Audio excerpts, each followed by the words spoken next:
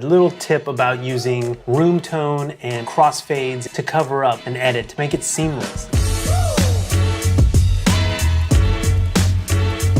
Welcome to the very first Behind the Edit. Short videos picked out of edits that I'm currently working on. Tips, tricks, techniques, different things I do in my video and audio editing. This series was inspired by the video that I'm currently working on. A little extra attention to detail can separate your edit from being an average edit in something that is really good. In this case, it's a seamless edit so that people don't notice that there's an actual cut there. There are certain things you can do. So let's take a look at what I did in this edit to help with your editing. So you can see here, I have a gap, a break in the footage and the audio. I needed more space between these two sentences.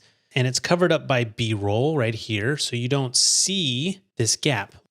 And you can see here I have a couple different things going on. You'll see this piece is here. Let's mute this and then I'll explain it. And then let's take away this fade.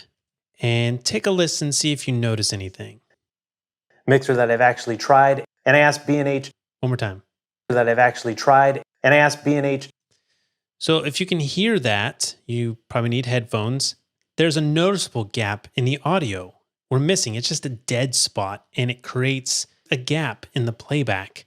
And so the first thing I've done is this piece here, you can see, all that is I went back to grab some room tone, a part of the audio where I'm not talking, yet there is room tone. This is room tone. You can see a little bit of stuff going on down here.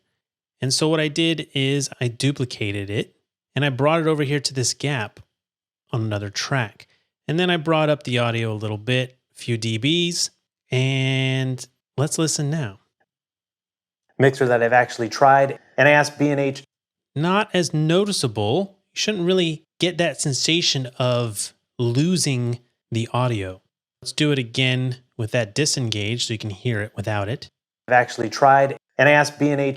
Actually tried, and I asked B. Actually tried, and I asked. Then with it engaged. I've actually tried, and I asked B. So there you go, just a little room tone. Your ears expect not to lose the audio completely. So even if you don't notice it, subconsciously you do when it's gone. So I put that in there to fill that gap. That's why recording room tone is fantastic, but oftentimes I can go and just grab it out of a piece of audio where I'm not talking. Now the other thing you saw was this sort of fade on the end of this clip.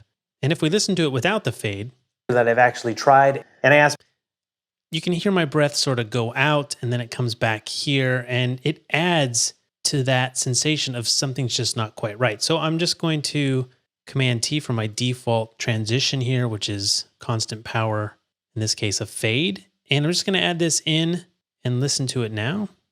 Mixer that I've actually tried, and I asked B. So the breath right there has a really subtle drop off that's imperceptible when we put that fade on there. But when we don't have it, there's just something not quite right. So those elements together make the edit much better and seamless. All right, if you like this new series, make sure to give a like, that'd be cool. This is the necessary evil. Like, subscribe, but seriously, subscribe if you want more of this. If you want to be notified, hit that little bell so that you don't miss new videos. And of course, if you do none of that, ask questions that you have in the comments. I'll see you next time.